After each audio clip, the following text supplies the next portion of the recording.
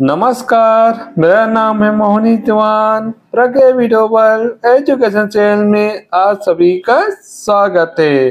दोस्तों, आप सभी लोग पिछला वीडियो में आप लोग को बताया था योजना अंतर्गत शामिल क्षेत्र और साथ में प्रवेश में आरक्षण। तो आप सभी लोग को अच्छी तरह से जानकारी मिल गई होगी।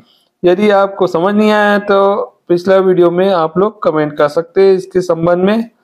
और अभी के वर्तमान वीडियो में जो चीज बताऊंगा तो उससे संबंधित आप लोग कमेंट कर सकते हैं जहां भी आपको दिक्कत होता है। ठीक है, तो आज हम आपको प्रयास आवासीय विद्यालयों में चयन हेतु मापदंड बताएंगे कि एक विद्यार्थी के लिए क्या क्या मापदंड होना चाहिए। तो फटाफट से शुरू करते हैं। यहाँ पर लिखा है प्रयास आवासीय विद्यालय में चयन हेतु मापदंड। अब यहाँ पर मांग संख्या के आधार पर बटा हुआ है, जो कि यहाँ पर दो विद्यालय संचालित हो रहा है। ठीक है ना, एक नया और पुराना। वो नया में तो बहुत सारे 11-12 है और नए में कम से कम 4 प्रयास विद्यालय संचालित हो रहा है, जो पिछले वर्ष से हो रहा है। ठीक है, तो मांग संख्या 41 के अंतर्गत संचालित है, जो पुराने वाले हैं। विद्यार्थी को कंडिका 1 में शामिल क्षेत्र के किसी विद्यालय से कक्षा 8वीं प्रथम श्रेणी या समकक्ष ग्रेड में उत्तीर्ण होना चाहिए। कम से कम कक्षा 8वीं में ए या बी ग्रेड आना चाहिए। कक्षा 8वीं में प्रथम श्रेणी से उत्तीर्ण होना चाहिए। उसके बाद दूसरा है वर्ष 2024-25 में कक्षा 8वीं प्रथम श्रेणी में उत्तीर्ण अथवा वर्ष 2024-25 की कक्षा 8वीं बोर्ड परीक्षा में शामिल विद्यार्थी ही विभाग द्वारा प्रयास और विद्यालय में प्रवेश हेतु आयोजित प्रज्ञा परीक्षा में शामिल हो सकेंगे, जो उत्तीर्ण हो गया है या अभी पढ़ाई कर रहे हैं। ठीक है, 2024-25 के बीच में। वैसे में जो प्रयास और विद्यालय जो परीक्षाएं चलेगा वो कक्षा 8वीं के बोर्ड से पहले से परीक्षाएं आयोजित की जाएगी और ज्यादातर विद्यार्थी कक्षा 8वीं में अध्ययन रहेंगे। ठीक है,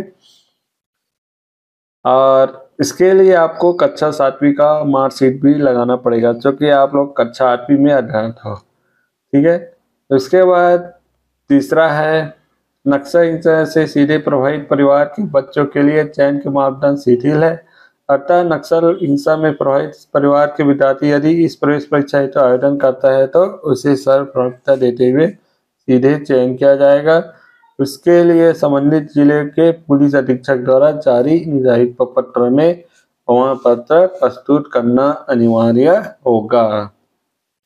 तो जो नक्सल प्रभावित क्षेत्र से आते हैं, उसके परिवार का सदस्य होना चाहिए, आपका बच्चा होना चाहिए उन्हीं परिवारों से, तो पुलिस अधीक्षक का प्रमाण पत्र लगेगा। ठीक है, उसके बाद चौथा है राज्य के किसी भी विद्यालय से विद्यार्थी को अनुशासनहीनता के आरोप में विद्यालय से निकासित ना किया गया हो। चाहे कुछ बच्चे बहुत ज्यादा उद्दंड होते हैं तो विद्यालय से निष्कासित किया जाता है, तो ऐसे बच्चे को प्रयास विद्यालय में प्रवेश नहीं दिया जाएगा। ठीक है, उसके बाद मांग संख्या 64 एवं 66 अंतर्गत संचालित है। इसमें कुछ लिखा हुआ है। वैसे में यहाँ पर छत्तीसगढ़ का मूल निवासी होना चाहिए, यहाँ भी और यहाँ भी लिखा हुआ है। इस योजना अंतर्गत विद्यार्थी को छत्तीसगढ़ राज्य के किसी मान्यता प्राप्त विद्यालय से कक्षा 8वीं प्रथम श्रेणी समकक्ष ग्रेड में उत्तीर्ण होना चाहिए। प्रथम श्रेणी से होना चाहिए, कम से कम 7% से ऊपर होना चाहिए। दूसरा है छत्तीसगढ़ राज्य का मूल निवासी होना चाहिए।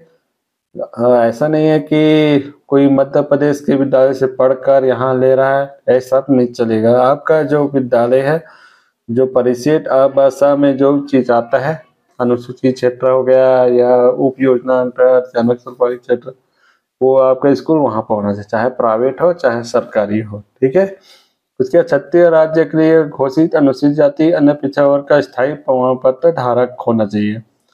ठीक है, तो धारक होना चाहिए। आपका जो जाति प्रमाण पत्र है वो पिछड़ा वर्ग या अनुसूचित जाति होगा, जो कि मांग संख्या 64 और 66 के अंतर्गत में आता है।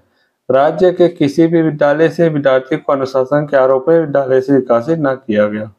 ठीक है, मैं आप लोग को बता दिया इधर का। उसके बाद विद्यार्थियों के लिए चयन प्रक्रिया और ये प्रयास विद्यालय में चयन हेतु मापदंड बताया। ठीक है, उसके बाद मांग संख्या 41 के अंतर्गत आपका नक्सल शिक्षा से सीधे प्रभावित पीड़ित परिवार के पात्र बच्चों को संस्था में सीधे प्रवेश की पात्रता होगी, लेकिन फिर भी इसको परीक्षा देना पड़ेगा। ठीक है। प्रयास विश्वविद्यालय में प्रवेश परीक्षा के लिए तथा समय विज्ञापित राज्य जिला स्तर पर प्रकाशित कराई जाएगी।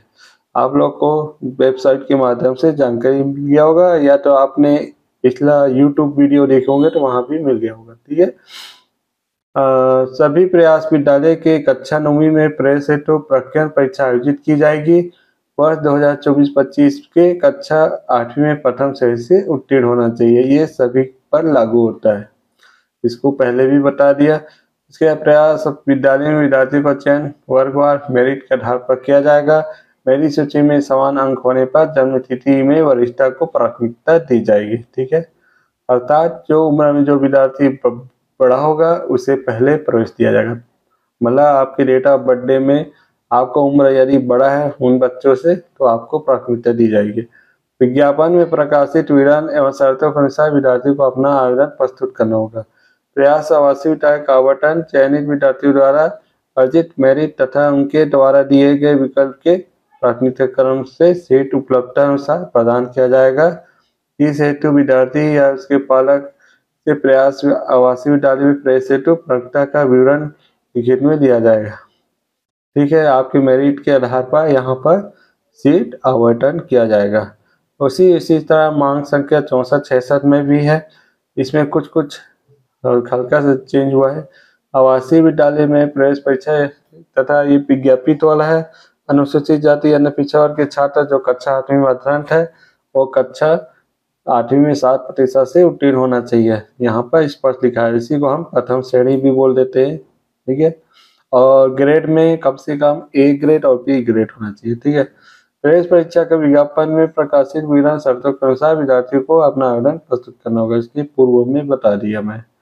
प्रवेश परीक्षा संबंधित जिला मुख्यालय पर आयोजित की जाएगी। ठीक है। जो भी प्रवेश परीक्षा कम से कम जैसे आपका जो जिला मुख्यालय है, चाहे कांकेर का हो चाहे महासुंद दुर्ग या आपका राजनांदगांव, वो मुख्यालय में ही आयोजित किया जाएगा, मुख्यालय के किसी बड़े स्कूल में।